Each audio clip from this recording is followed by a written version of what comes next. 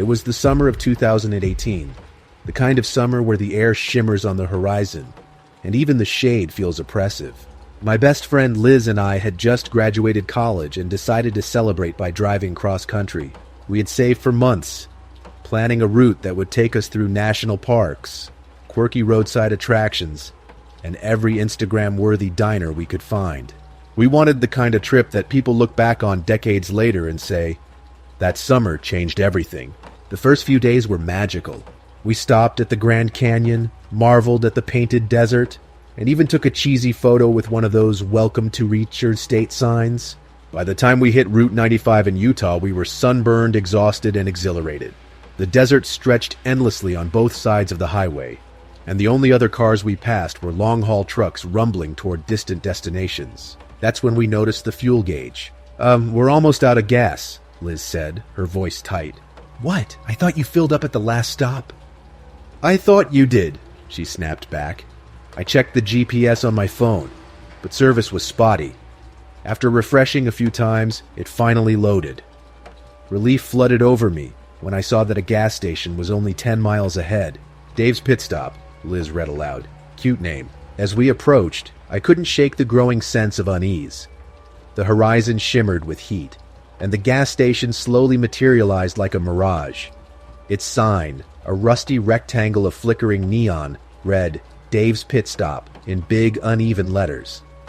The building itself looked oddly out of place, clean and freshly painted, surrounded by cracked asphalt and barren desert. Liz pulled into the gravel lot, and the sound of the tires crunching felt too loud in the oppressive silence.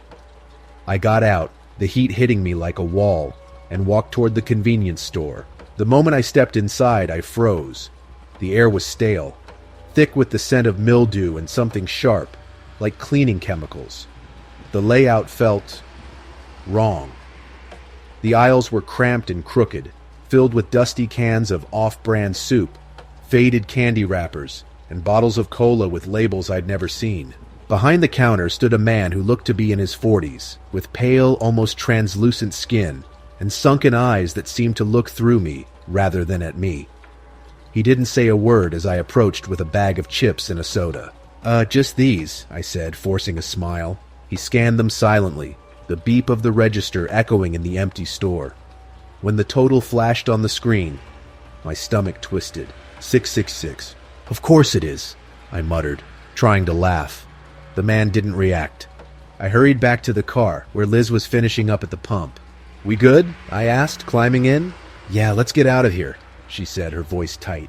As we pulled onto the road, I glanced back at the station. My breath caught in my throat.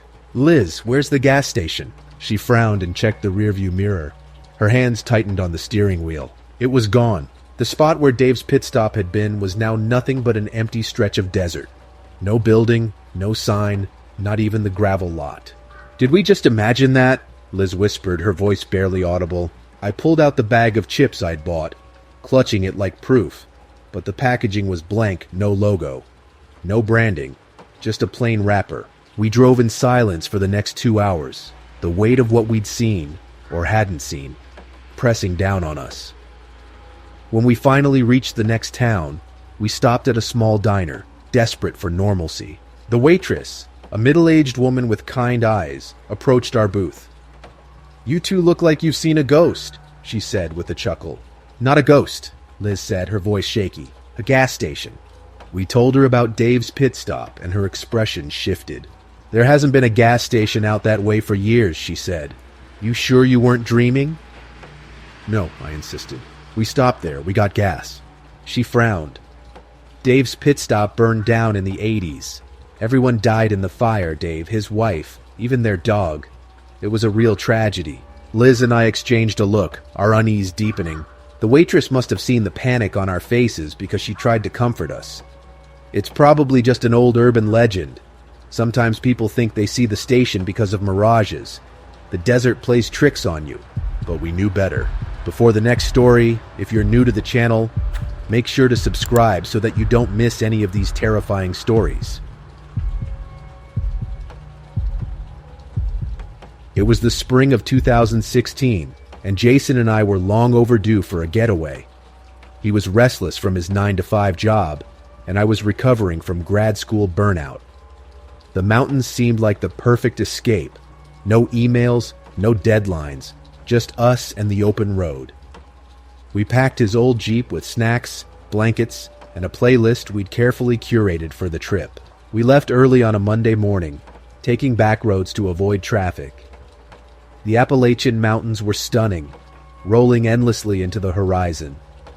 By mid-afternoon, we'd passed through several small towns, the kind of places where gas stations doubled as diners and everyone waved as you drove by. It was the kind of peaceful isolation we'd been craving. That peace didn't last. Jason had a habit of improvising on road trips. "What's the point of an adventure if you stick to the map?" he'd say. So when he spotted a narrow dirt road that cut through the dense forest, he didn't hesitate.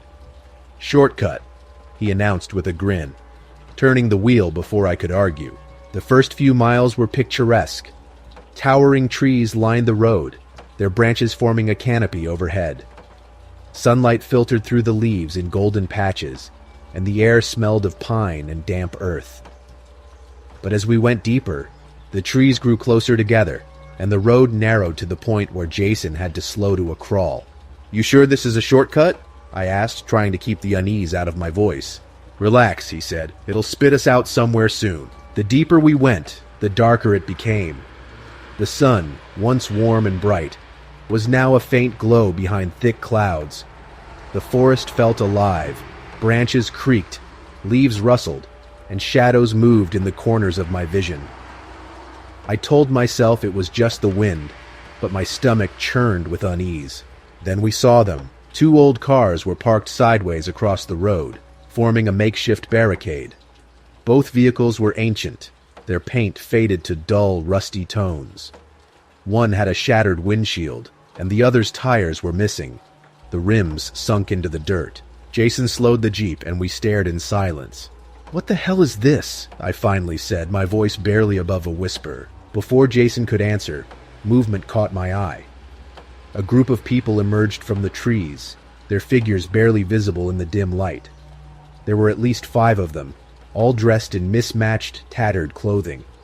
Their faces were obscured by the shadows, but I could feel their eyes on us. Jason kept the Jeep running, his hand tightening on the gear shift. One of the figures stepped forward, a tall, gaunt man with a hollow face and deep-set eyes. He raised a hand, motioning for us to stop. "Don't," I whispered, grabbing Jason's arm. Jason hesitated, then shook his head. "No way." He shifted into reverse, backing away slowly. The man's outstretched hand curled into a fist, and the group began to move toward us. First, they walked.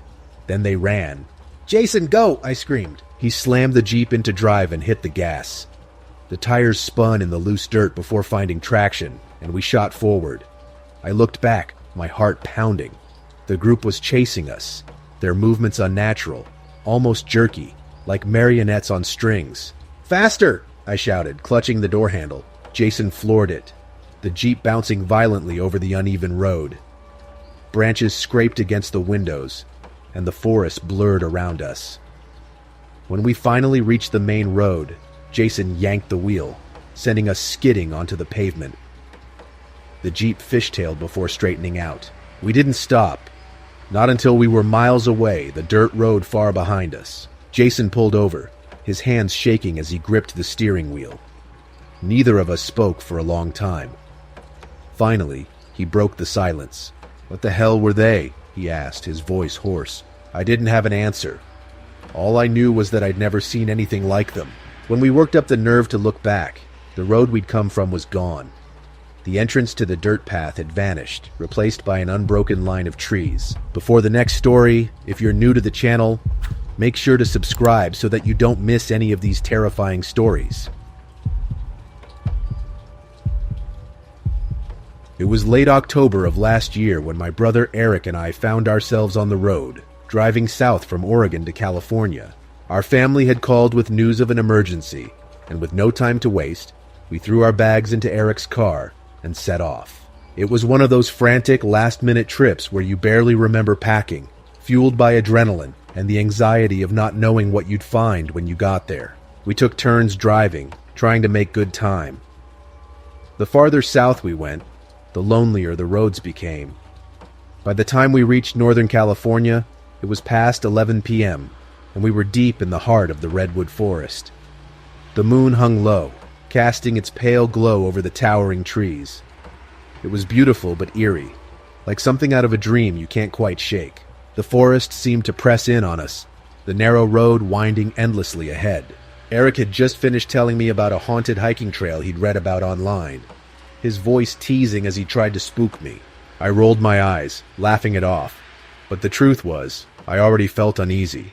There was something oppressive about the night, the kind of stillness that makes you strain your ears for sounds you're not sure you want to hear. Then we saw him. The man appeared out of nowhere, standing on the shoulder of the road. He was tall and thin, dressed in a flannel shirt and jeans, with a trucker hat pulled low over his face. He didn't wave or call out, just stood there, his thumb extended in the universal gesture for a ride. "Should we stop?" Eric asked, slowing the car. "No," I said immediately. My heart was racing. There was something off about the man, though I couldn't say what. Eric hesitated, glancing at me, then back at the hitchhiker. "Come on, he looks harmless. It's freezing out here." Before I could protest, Eric had pulled over. The man climbed into the back seat without a word, nodding slightly as he settled in.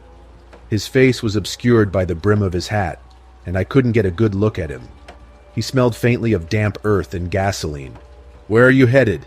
Eric asked, trying to break the silence. "South," the man said after a long pause. His voice was low and gravelly, the kind of voice that seemed to resonate deep in your chest. "Us too," Eric said cheerfully. "Heading to see family." The man didn't respond. He sat perfectly still, staring out the window. I shifted uncomfortably in my seat, glancing at him through the rearview mirror. His face was still hidden, but his hands, large and rough, were resting on his knees, perfectly still. There was something unsettling about the way he sat, too rigid, like he was holding himself in place. The air in the car grew colder, and I wrapped my jacket tighter around me. "Are you cold?" I asked Eric, reaching for the temperature dial. "No," he said, glancing at me. "It's fine." It wasn't fine. The cold wasn't normal. It seeped into my bones, making my fingers ache. I tried to ignore it, telling myself I was being ridiculous. But the unease in my chest grew stronger with every passing mile. About 20 minutes into the drive, I glanced into the rearview mirror again. My heart stopped. The man was gone. The seatbelt was still latched, and the indentation of his body was pressed into the cushion, but the back seat was empty. "Eric," I whispered, "he's gone." Eric frowned, glancing at the mirror. "What are you talking about?" "He's gone," I repeated, louder this time. Eric turned in his seat, and when he saw the empty back seat, his face went pale. He slammed on the brakes, pulling the car to a sudden stop. We sat there in silence, staring at the back seat, as if the man might reappear at any moment. "Did he jump out?" Eric finally asked, his voice shaky. I shook my head. We would have heard the door. Eric got out of the car, his movements jerky and frantic. He opened the back door, inspecting the seat and the ground around the car. I stayed inside, too scared to move. The cold air rushed in, and I shivered violently. "There's nothing here," Eric said when he got back in. His hands were trembling as he gripped the steering wheel.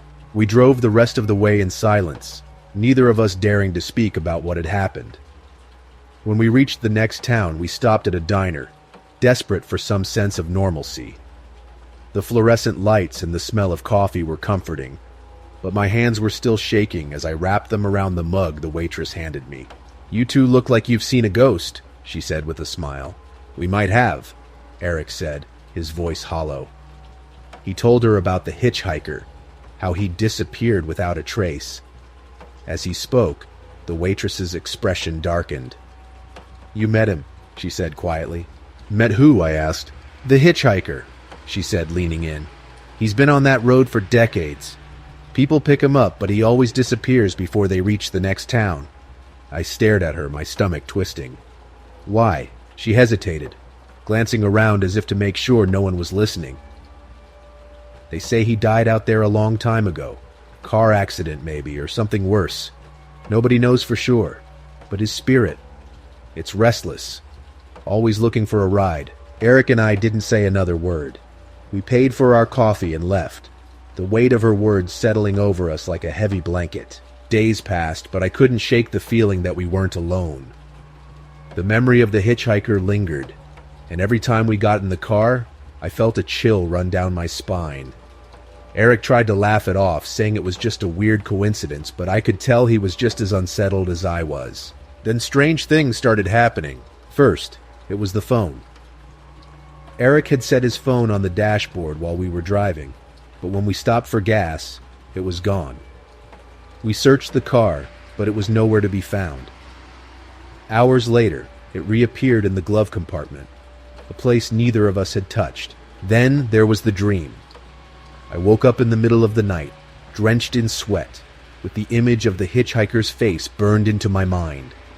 I couldn't remember the details of the dream, but I knew he'd been there, staring at me with hollow eyes. Finally, there was the photograph. A week after we got back home, Eric called me, his voice frantic. "Check your phone," he said. I opened my photos and froze.